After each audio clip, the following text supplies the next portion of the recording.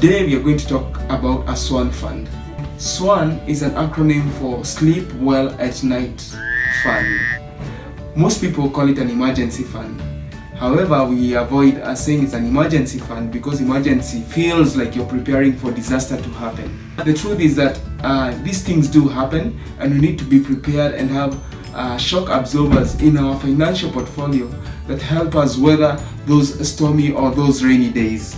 Most people, when they go through financial difficulties such as maybe losing a job, or maybe a client hasn't paid, or maybe something happens that was unexpected, most people will quickly go to these mobile lending apps such as Tala or Branch, or maybe go to a Shylock or a money lender, and in most cases you find yourself getting into even bigger financial problems or troubles. To avoid that, then we all need to set up a Swan Fund. This is especially for married people or people with families. There are variables that you cannot control when you have a family.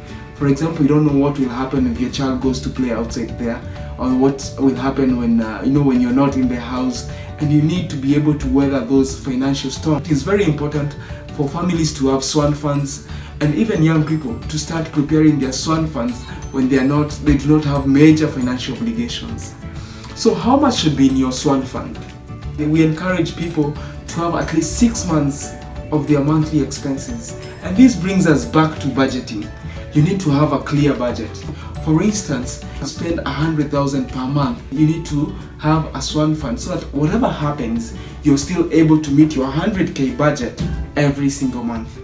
And the first step I usually encourage people is to take a month or 2 or 3 months and get 100,000 into that fund before you can start paying other obligations, before you can start thinking about investments. Just get 100,000 into such a fund. That will position you, will put you in a better position to even invest. You'll sleep well at night, and you'll be able even to think about your finances more clearly. One of the biggest mistakes I've seen people do is deciding to have that money in a bank account. A bank account is a wrong place to have your Swan Fund, and the reason is banks are quite liquid for you. You need the money, you can quickly go to an ATM and withdraw it. A Swan Fund needs to be not so easily accessible like it is in a bank account, where you have to actually take time to withdraw, because sometimes there's a very gray line between what is an emergency and what is not an emergency. The other place that I've seen people try and establish their Swan Fund is in a circle. A circle shouldn't be the place where you establish your Swan Fund. The reason being is you don't want to go applying for a loan when an emergency occurs. You don't want to go looking for guarantors. You just want to be able to access your money. So what I encourage people to do is to establish a money market fund. In a money market fund, you can access your money within 2 to 4 business days. So if an emergency occurs, you apply for a withdrawal, and in 2 or 4 business days, your money is either in your M-Pesa or in your bank account. Another good thing about having the money in a money market account is your money is not lying idle. Most money market accounts will do between 9 and 10% of interest. If you go to your Daily Nation newspaper today, you'll find a portion called unit trusts, and you can see different companies and how their money market funds performed as of yesterday. Now, the other thing that most companies have done is you'll find it so easy to operate a money market account using your mobile phone. What I've seen, for example, with Britam, the company that I work for, is that right now you can even set up an account without even necessarily going through a financial advisor or doing any paperwork. And all you need to dial is *778#, and you've already started your journey towards sleeping well at night. Now, for younger people, I also encourage you to have the same fund, but for you, it's more of an opportunity fund. And you find that opportunities do come. Maybe an opportunity to start a business, an opportunity to maybe buy something for cheap and sell it later for at a markup, and that's where you get that money for. Even for people who have it as a Swan Fund, if you have your 6 months of expenses saved up in a Swan Fund, then you can continue topping it up as an opportunity fund.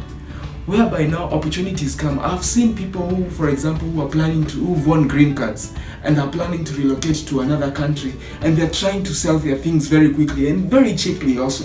You find a nice car being sold very because they want to get rid of their stuff. Then you can tap into that. Sometimes you go and you find a good business opportunity that you feel is quite viable and you want to try it out. Then you can tap into the opportunity fund. But be careful. Do not tap into your Swan Fund to invest. Your Swan Fund, let it be strictly for emergencies and be strictly for taking care of the things that we've discussed. The moment you tap into an emergency fund or into your Swan Fund, be sure to return that money. Make sure you're replenishing your Swan Fund every now and then. If your budget grows, make sure that your Swan Fund is also growing at the same rate. That way, when financial storms come into your life, when financial emergencies come into your life, they do not affect your investments, they do not affect your savings, they do not affect other areas of life, that you don't have to go borrowing money at very crazy interest rates. Now again, if you need help on these and many more other financial strategies and financial ideas, feel free to call me, leave a comment, WhatsApp me. I'm happy to help you. Again, my name is Modomi Barembwe. You can call me or WhatsApp me. This is my number. Thank you very much for your time and good day.